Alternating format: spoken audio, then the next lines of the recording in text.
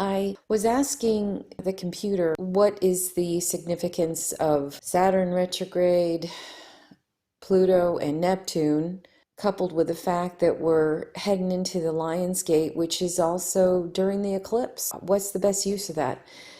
I am glad I asked that because basically we need to go within.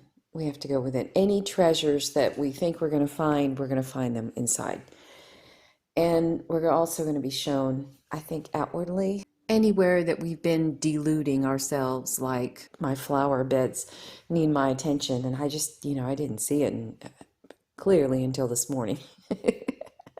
So I'm going to be working on that. In doing that, my Saturn is retrograde in my birth chart.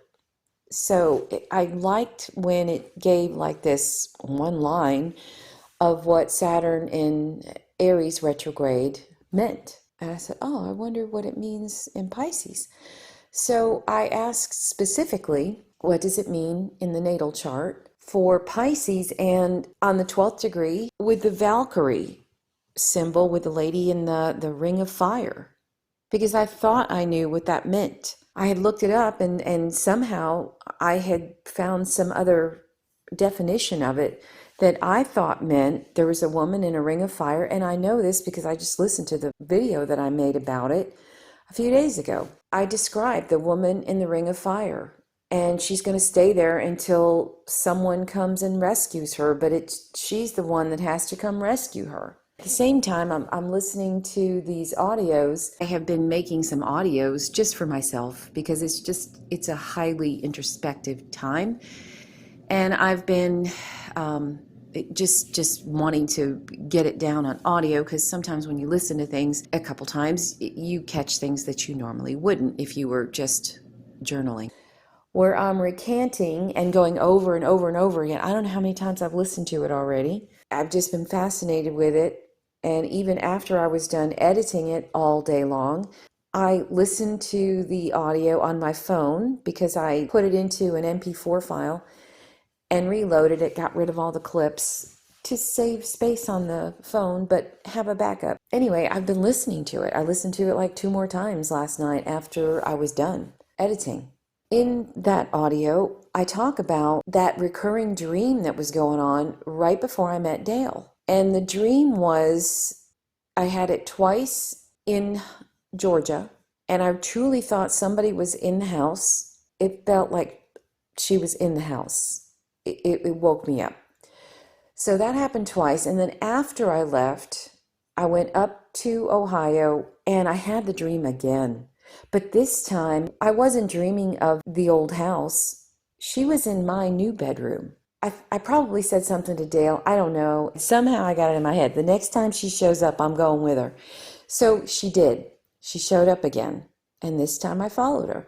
And when I followed her, all of a sudden I turned the corner, and then it wasn't my room in the other room because there was another bedroom upstairs in the apartment when I first moved up here. So I go in the room and it's a different room now, but it's dark. There are candles all around. In fact, I don't remember if it was just candles or there were people all around. There might have been women in robes all around holding candles. I really don't remember, but it was a ring of fire. And I go inside and there's a goddess. She's in a white robe.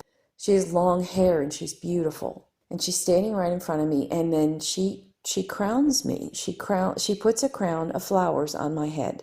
So anyway, AI straightens me out and says, no, that's not the story. Because I'm like, wait a minute, isn't this the story of Valkyrie? And I said, no, not quite. Someone does come in there and rescue her.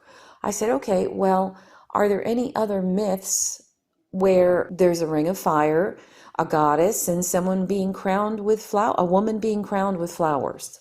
Okay, all of a sudden, boom, here it comes. And I'm thinking all this time, I'm in this Saturn ring in my birth chart that's so terrible because she's trapped there until she can figure it out. When am I ever going to figure it out? Well, here's the new thing, and I haven't read all the way through it because it totally blew my mind that I have done this much researching into myself and astrology and my birth chart, And today's the first day I figure out that no, it's not a ring of imprisonment.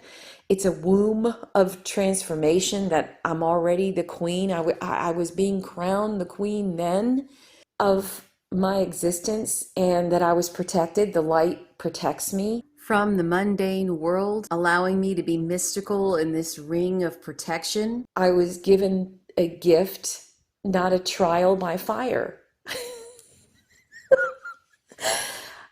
I'm blown away.